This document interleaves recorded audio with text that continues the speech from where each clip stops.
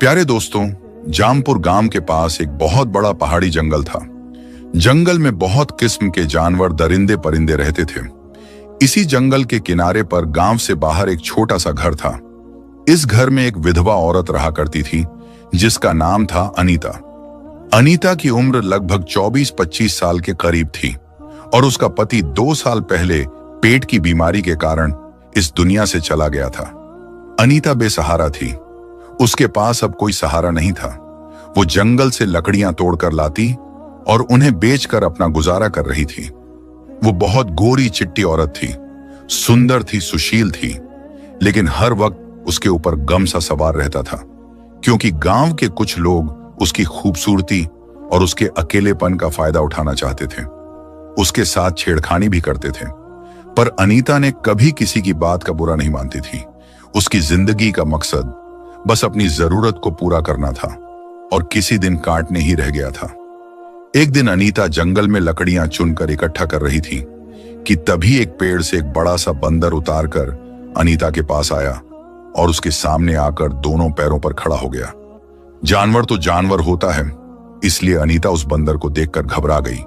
उस बंदर ने कोई हरकत नहीं की, बस एकटक चुपचाप अनीता को देखता रहा।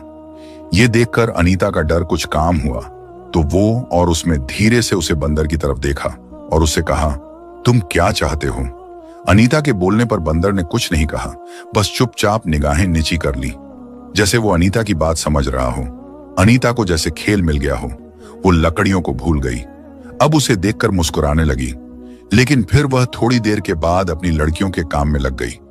लेकिन वो बंदर वैसे ही बैठा उसे देखता रहा। जब अनीता अपनी लकड़ियों को इकट्ठा करने लगी तो वो बंदर आकर उसके साथ लकड़ियां इकट्ठी करवाने लगा और उसकी मदद करने लगा। अनीता हैरान रह गई। उसने डरते डरते बंदर के ऊपर हाथ फेरने की कोशिश की, लेकिन डर की वजह से हाथ नहीं लगाया। लेकिन उससे बातें करने लगी और कहा, तू तो बहुत समझदार है। उस दिन से जब भी अनीता जंगल में लकड़ियां लेने जाती, वो बंदर रोजाना अनीता के पास आने लगा। वो कभी उसके लिए अमरूद लेकर आता, कभी केला लेकर आता और लकड़ियों में तो रोजाना ही मदद करता था। अब तो वो बंदर अनीता के घर के बाहर तक जाने लगा। कभी कभी वो अनीता के घर के बाहर सुबह से लेकर शाम तक खेलता रहता था। अनीता का भी उसे बंदर के साथ वक्त अच्छा गुजर जाता था। सुबह हुई कब शाम हो जाती, अनीता को पता ही ना चलता। अनीता की जिंदगी में एक खुशी सी आ गई थी। उसके चेहरे पर चमक और होठों पर मुस्कुराहट रहने लगी थी। इस तरह वक्त गुजरने लगा और बंदर और अनीता के बीच एक रिश्ता मजबूत होने लगा।